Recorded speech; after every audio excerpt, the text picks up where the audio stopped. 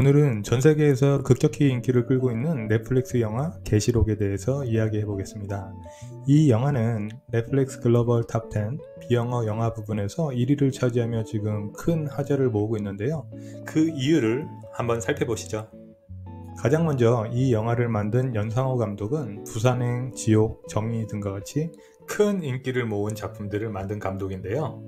어떻게 저렇게 항상 신선하고 새로운 시나리오를 쓰는지 정말 대단하다는 생각이 듭니다. 이번 계시록도 내용이 아주 재밌고 흥미로웠어요. 그리고 주인공을 맡은 류준열 씨의 연기가 너무 좋았던 것 같아요. 굉장히 강렬하면서도 감정이 잘 전달돼서요. 영화를 계속 몰입하면서 볼 수 있었습니다. 류준열 씨의 연기가 정말 돋보였던 영화였던 것 같아요. 그리고 마지막으로 악역을 맡은 신민재 씨. 이분은 진짜 누가 캐스팅을 했는지 그냥 이분은 뭐 연기가 필요 없는 분인 것 같아요. 그냥 인상만 쓰고 있어도 어찌나 그렇게 무섭게 생겼는지 남자가 봐도 굉장히 공포스러웠어요. 이분을 캐스팅한 분에게 영화에 대한 공을 돌려야 되지 않을까 개인적으로 생각합니다.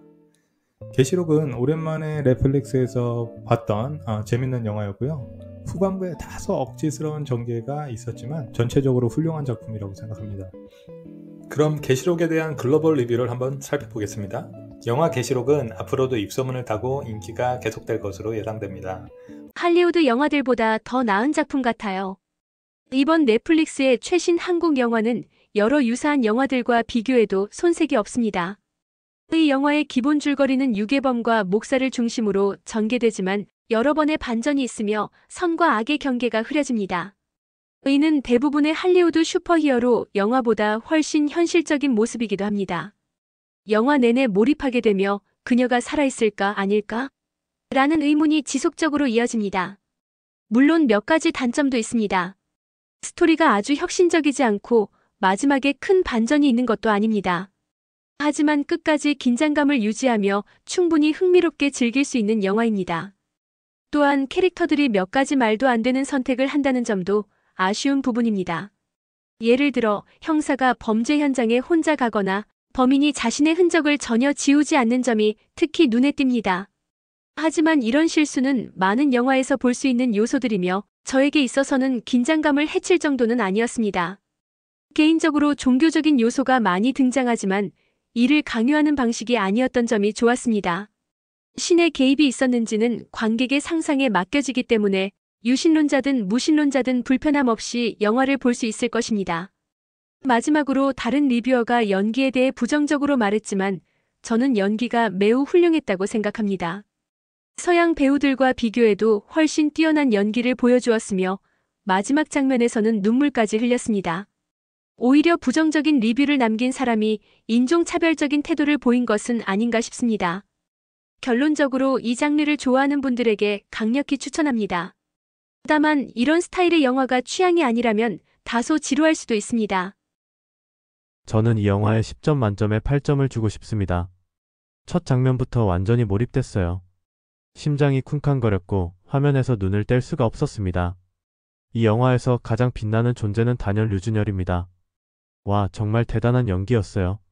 그는 이 역할을 완벽하게 소화했습니다. 그의 표정 하나하나, 대사 하나하나에서 캐릭터의 깊이가 고스란히 느껴졌고 마치 그의 세계 속으로 빨려 들어가는 듯한 기분이 들었습니다. 너무나도 생생하고 현실적인 연기로 영화를 보고 있다는 사실조차 잊게 만들었어요. 솔직히 이 배역으로 그는 모든 상을 휩쓸어야 마땅하다고 생각합니다. 이 영화는 과거의 트라우마가 어떻게 한 사람의 폭력적인 행동을 형성하는지를 훌륭하게 보여줍니다. 단순히 악한 캐릭터로 그리는 것이 아니라 그가 품고 있는 고통과 해결되지 않은 상처가 어떻게 그의 행동을 몰아가는지를 깊이 탐구하죠.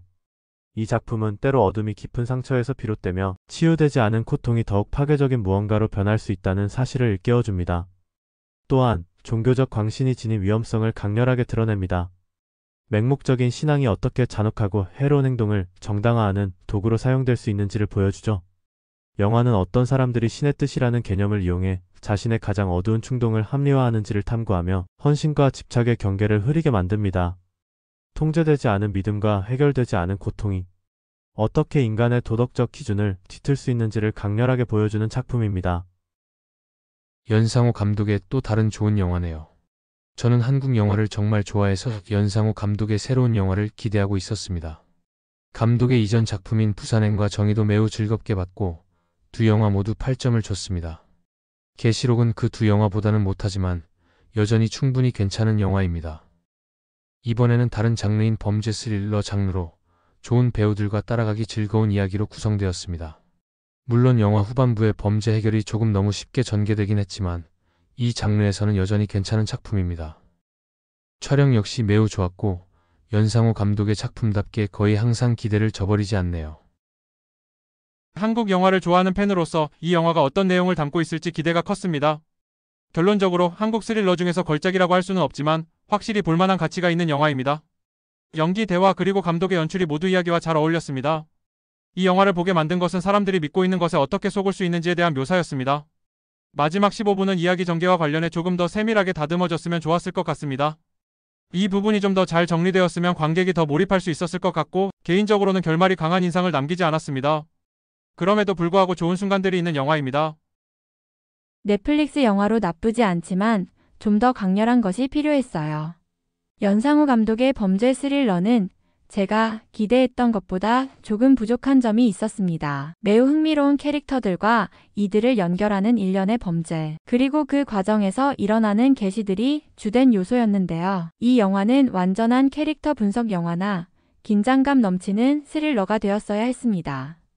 하지만 연상호 감독은 두 가지 사이에서 균형을 맞추려고 시도하면서 그저 괜찮은 결론에 도달하게 된 것 같습니다. 주연 배우들의 연기는 탄탄했으며 특히 아포페니아를 겪고 있는 목사 역할을 맡은 류준열의 연기가 빛났습니다. 손민찬을 연기한 류준열이 정말 훌륭했다. 신앙이 깊지만 아내의 불륜에 대한 분노로 바퀴벌레를 죽이거나 새로운 교회의 주임 목사가 되고 싶어하는 인간적인 면모도 가지고 있다. 그처럼 선한 사람이 자신이 가진 욕망을 억누르다가 결국 스트레스가 폭발해 계시를 보게 되는 아이러니한 전개를 정말 재미있게 즐길 수 있었다. 류준열과 신현빈의 미묘한 표정 변화로 마음의 변화를 읽을 수 있어 매우 흥미로웠다. 계산된 연기라고 생각했다. 이 영화에서 가장 큰 매력은 절묘한 연기 대결이 아닐까 싶다.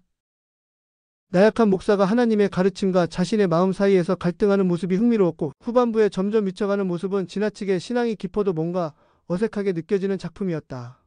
성폭력적인 묘사가 있기 때문에 그런 장면에 민감한 분들에게는 추천하지 않는다. 믿음의 무서움과 위험함을 알 수 있는 영화. 믿음이 나쁜 것이 아니라 믿음을 자신을 정당화하는 도구로 이용하고 그 사실조차 자각하지 못하는 인간의 무서움. 믿음뿐만 아니라 성공 중독이나 네트워크 비즈니스에 몰입하는 사람들의 모습이 떠오르기도 했다. 끝까지 긴장은 되지만 그다지 서스펜스나 미스터리적 요소는 없고 꽤 예측 가능한 전개로 직선적인 느낌이 있다. 점점 광신적으로 변해가는 목사와 잔혹한 성범죄자. 진짜 비정상적인 사람은 누구일까? 조금씩 망가져가는 목사의 묘사가 훌륭하다.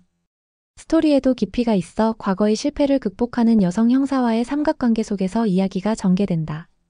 어느 정도는 신의 뜻이라고 하면 이해할 수밖에 없는 전개도 있지만 그런 종교적인 색이 강한 작품은 일본에서는 만들기 어려울 것 같다. 저는 꽤 좋았어요. 확실히 이렇게 우연히 다 맞춰지면 뭔가 있을 것 같다고 생각할 수도 있죠. 그런데 순환적인 것, 끊을 수 없는 그런 게 있을까요? 가해자이기도 하고 피해자이기도 한 그런 상황, 뭔가 답답한 느낌이 드네요. 최고 컨디션의 연상호의 각본 감독 작품이네요. 애니메이션과 만화로 다듬어진 각본과 연출력, 편집력은 여기서도 여실히 발휘되고 있습니다. 액션 장면은 당연히 문제없고 정말 재미있습니다.